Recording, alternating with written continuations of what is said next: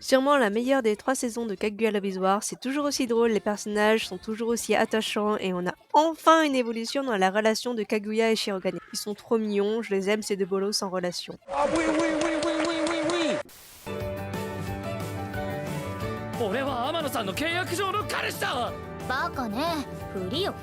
C'est un harem vraiment classique, je sais pas quoi dire de plus en fait, car tous les défauts que je donne au harem sont les mêmes. Du vu et revu et encore revu, ça me saoule, c'est merde tellement banal. Mais enfin, ça va pas. Mais c'est juste insupportable. Arrête. 世界各国が水面下で熾烈な情報戦を繰り広げる時代、疑似家族を作った3人は互いの正体を隠しながら C'est grave cool, le trio marche super bien, c'est original, les personnages sont attachants et le rythme est super bon, c'est un animé qui mérite sa popularité. Bon, j'avoue que Anya est trop cute et drôle et Twilight est hyper BG, donc je comprends que ça pèse. Et du coup, je suis content. 僕の彼女四季森さんはとても可愛い。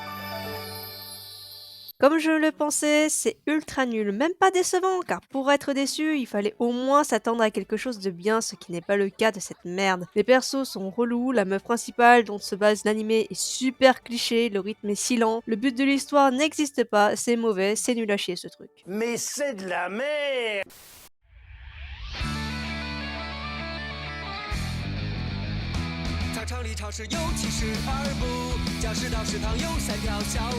La première fois sur cette chaîne que je parle de Anini et je vais en dire que du bien. C'est un animé tiré d'un webtoon chinois, les épisodes sont hyper courts et l'humour est juste trop drôle. Et les personnages sont super cons aussi. Les voice actors en japonais sont ultra famous et s'éclatent à doubler, ça s'entend. Cet animé est vraiment très rafraîchissant et good vibes. Et la saison 5 fait honneur aux premières, donc foncez mater ça si vous aimez l'humour débile, c'est génial. C'était vraiment très intéressant.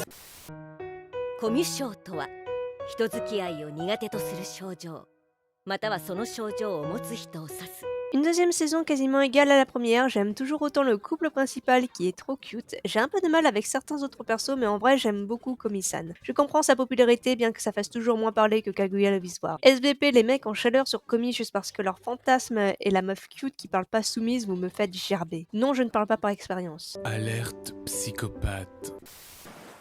最悪の波を乗り越えた俺はその報酬でラフタリアの故郷ルロロナ村を領地とした。 J'ai pas eu le temps de regarder, après j'en ai peu entendu parler autour de moi donc je sais même pas si c'est bien. Dans tous les cas, la fin de la première saison m'a pas hypé de base.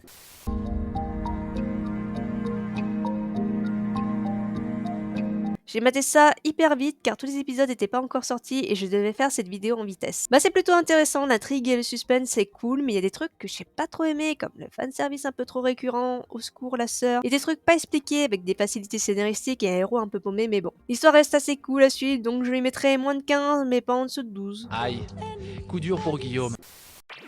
早速だけど君たちには今から超簡単なゲームに参加してもらうよ Léon commençait chez ma pote Marianne en Belgique parce que je passais la voir. On a le chic pour mater des animés super nuls. De base sur la psychologie, cet animé fait passer Squid Game pour un chef-d'œuvre. Les persos sont clichés à mort, c'est insupportable. L'histoire va trop vite, il y a beaucoup trop de règles pour les jeux, l'animé se finit pas. On peut pas s'accrocher aux persos, les plot twists sont prévisibles et complètement stupides. Bref, matez pas ce truc, c'est de la psychologie fait par un prof de philo qui se branle sur estrade. Pas du bruit tellement c'était claqué au sol.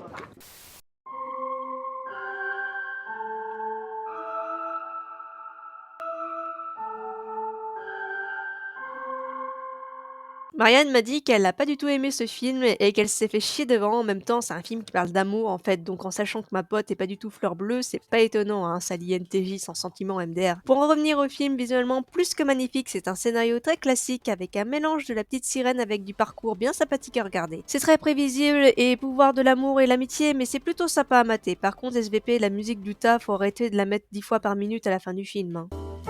Ça fait beaucoup là, non? 無視されてね。C'est du Komi-san avec plus d'humour qui est assez répétitif voire lourd. C'est la comédie classique qui est pas nulle mais pas mauvaise non plus et très oubliable surtout. Voilà, pas l'animé de la saison c'est sûr mais pas à mettre à la poubelle non plus, enfin voilà c'est moyen. Quelle indignité.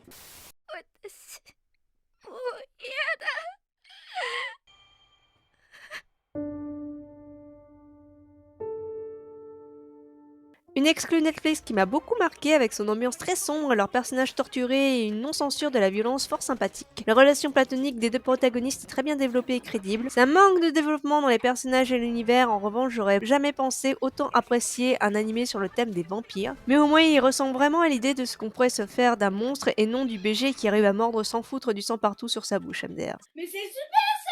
Pourquoi tu me l'as pas dit plus tôt? Ah bah je suis ravie!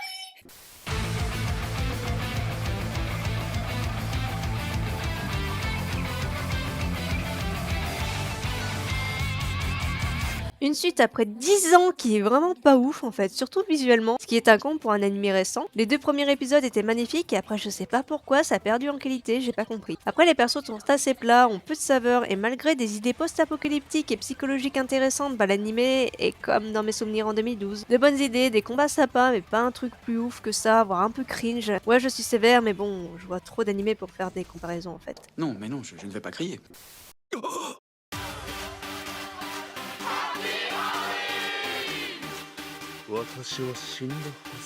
On m'a beaucoup vendu cet animé et au vu de ses notes, il est super bon. Personnellement, j'ai pas trouvé ça super en fait. Pas mauvais non plus, hein, mais plutôt classique d'un mec qui se réincarne dans un monde moderne. Alors oui, c'est hyper chelou et drôle, mais je trouvais l'humour plutôt banal. Évidemment, ce n'est pas mauvais comme pseudo isekai, mais voilà, sans plus. J'ai quand même rigolé des fois, hein, je suis assez bon public. J'adore rire.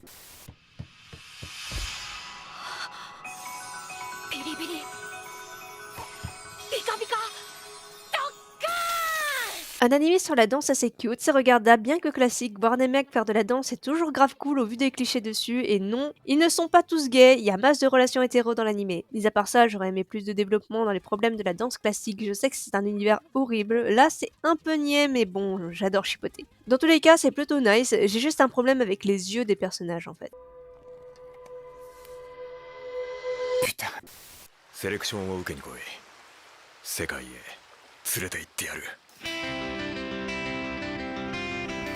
On m'en dit que du bien, mais comme j'ai un boulot maintenant, je passe moins de temps devant les animés.